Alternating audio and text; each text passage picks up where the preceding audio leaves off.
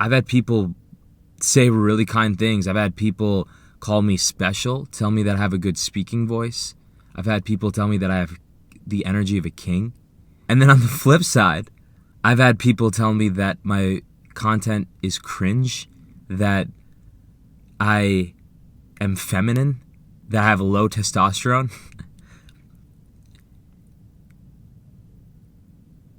I've had people tell me that my video editing is horrible.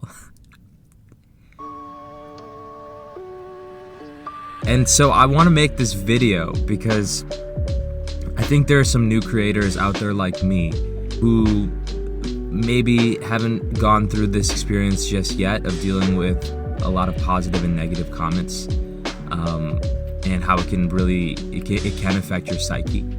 And I want to share my experience, so because I think it could help somebody.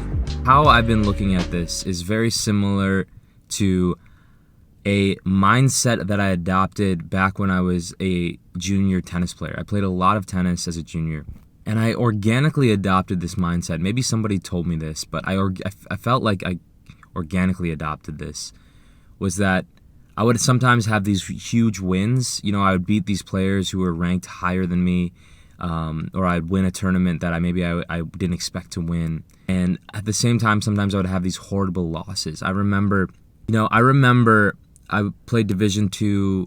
My high school was a Division II. And I remember my junior year of high school, I got third in the entire tournament. The next year, my senior year of high school, I lost second round. You know, I lost to someone who I thought I should have beaten. And it's really fascinating because, like, those losses hurt a lot, you know, and the wins feel really good. And so I remember organically adopting this mindset, which was, I'm going to feel good about my wins. I'm going to enjoy my wins and use that as fuel to get back to work. And I'm going to bring out my journal when it comes to losses. I'm going to reflect on my losses, see how I could learn from it, and see if I can turn it into a positive. And if not, I'm just going to let it go. And so this is the same concept I'm taking towards content creation. When I have wins, when I have videos that perform well, when I have people coming and giving me kind comments, I'm going to feel good about it. I'm going to feel good about it, and I'm going to use it as fuel to say, okay, I'm going to make more videos now because I feel good now, so let me go record more videos. Because when I feel good, I am creating, somehow it's easier for me to tap into a flow state, and then it's easier for me to create good videos. And when I feel down from a comment, I'm going to take my journal to it, because, you know, if somebody leaves a comment, there is a little bit of element. Sometimes people are just trying to trying to be mean, but a lot of times there is a little bit of element of truth in their comment, even if it's a negative comment.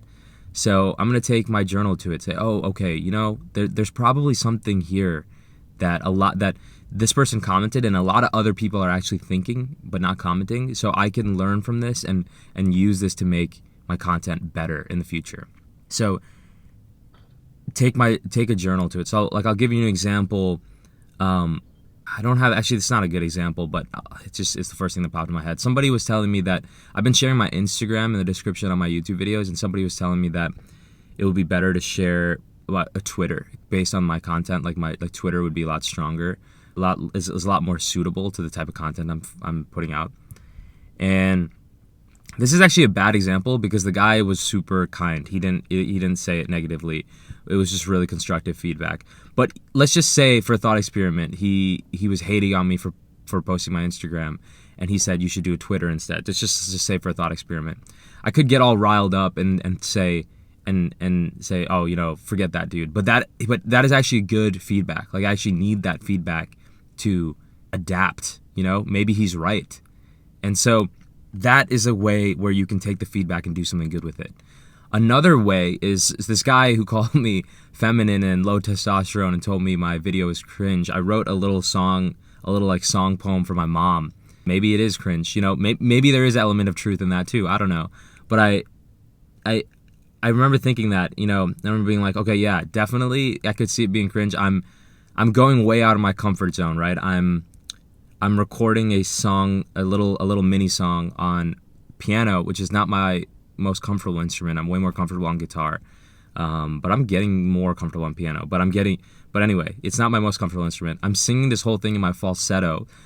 I'm gonna lift this whole world up, Mom, I promise you. And our four-legged friends, I think they on to you. And the outdoor air, it tastes like honeydew. It's just vulnerable to create art. So it's definitely like triple vulnerability there. Creating art is just naturally a little bit vulnerable, and then you're taking your instrument that you're not as strong at, and you're singing in a register that you're still working on. So definitely a lot of vulnerabilities all at once. But I was just thinking about this, about how could I make this comment useful? So what I did is I responded, and I'll put up my response here. I said, I'm responding for other beginner songwriters like me who are scared to post because of comments like this. And don't just ignore those people. Don't worry about them, and just keep focusing on your art. Just keep creating. And so that to me was a way to spin it positive. Was a way to maybe that response comment I had could just help somebody think, oh, okay, cool. Like, yeah, I don't need to worry about people like this. I'll put my own art out. And so the whole point of this video is that when you put content out, there are a lot of crazy people on the internet who say random stuff. Humans are creatures. So there are going to be a lot of people who say stuff, like some people are going to say really kind things, some people are going to give you good constructive feedback, some people are just going to be borderline mean, and it's hard to deal with that initially, but I do think that there is a life lesson there, which is to enjoy the good feedback, learn from the negative feedback, and most of all, just enjoy the process. Just enjoy the process of making videos, of growing, of sharing your ideas and thoughts and messages with people, and attracting like-minded folks, and maybe helping somebody along through your content. That's what I'm trying to do. I really want to help people with my content. And I want to grow too, of course. There's selfish reasons why I make YouTube videos, of course, but I do want to help people. So I thought I'd share this for somebody who's putting their art out, putting YouTube videos out, putting something vulnerable out into the world that's difficult to put out there because you might face criticism. And I'll just say, don't worry about it. You're growing. It's part of the journey, and it can be positive. So even the negative feedbacks can be positive. So I thought I would share with y'all, and do leave a like and subscribe if you enjoyed this. I would really appreciate it. I'm trying to grow this channel, and get more comments, whether they be good or bad. And I will talk to y'all on the next one. I'm gonna play some of the music I've been working on lately. All right, take care. And I'm going through these ups and downs like an elevator ride, heavily putting sounds in the cloud, and I don't think twice.